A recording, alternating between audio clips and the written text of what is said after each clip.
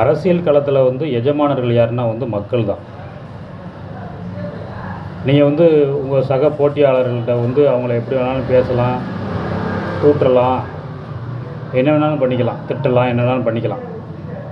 அதை பற்றி எதுவும் கிடையாது. ஆனால் மக்களை வந்து நீங்கள் வெறுப்பேற்றி மக்களை வந்து கொடுமைப்படுத்திங்கன்னா வந்து அது விஷயம் வேறு மாதிரி தான் போகும். எனக்கு ஒரு விஷயம், ஒரு காமெடி தான் ஒரு ஞாபகத்துக்கு வருது. இந்த நேரத்தில் காமெடி அப்படின்னு கேட்குறது இருக்குது. இருந்தாலும் டக்குன்னு அந்த விஷயம் வந்து என்னென்னா வந்து ஒரு வடிவேல் படத்தில் ஒரு காமெடி வரும். ஒரு பேருந்து நிறுத்தத்தில் ரொம்ப நேரம் நிற்பார். அப்போ பக்கத்தில் இன்னொருத்தர் நிற்பார். அவர்கிட்ட கேட்பாப்புல, இங்கேருந்து தொண்டாமுத்தூருக்கு எத்தனை கிலோமீட்டர் அப்படின்னு கேட்பார். அது தொண்டாமுத்தூரா என்னன்னு தெரியல, சரியாக தெரியல, ஞாபகம் இல்லை. அப்போ அவன் சொல்லுவான், அந்த மாதிரி ஒரு 7 கிலோமீட்டர் இருக்கும் அப்படின்மா. அப்போ அதை தொண்டாமுத்தூர்லேருந்து இங்கே எத்தனை கிலோமீட்டர் அப்படின்னு கேட்பான். அந்த மாதிரி தான் இருக்குது.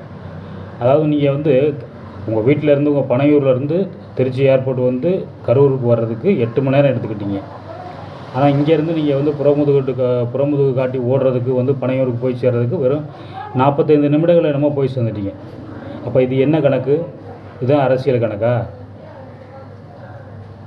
உங்கள் வெறும் 200 டிக்கெட் பெருமானம் உள்ள உங்கள் டிக்கெட்டை வந்து சினிமா டிக்கெட்டை வந்து 2000 3000 கொடுத்து வாங்கி நீங்கள் வந்து நான் 1000 கூட வசூலாகிடுச்சு, 500 கோடி வசூலாகிடுச்சின்னு சொல்லிவிட்டு பல 1000 கோடிகளுக்கு சொந்தக்கார ஆகிற தவிர அந்த தொண்டனா அந்த ரசிகன் செஞ்ச தவறு என்ன? அவனை வந்து ஒரு மலஜலம் கழிக்க கூட விடாமல் ஒரே இடத்துல அந்த வெயிலில் காக்க வச்சது. இது வந்து நீங்கள் அவன் கூட ஒரு சில பேர்லாம் சொல்கிறாங்க, விஜய்க்காக எவ்வளோலாம் தவம் இருப்பணும்.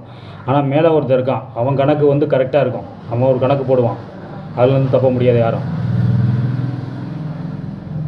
அதாவது வந்து ஒரு சினிமாவில் தான் வந்து ஃபஸ்ட் ஹாஃபு செகண்ட் ஹாஃப் இருக்கும், அப்புறம் தான் கடைசியாக தான் எண்டு போடுவாங்க.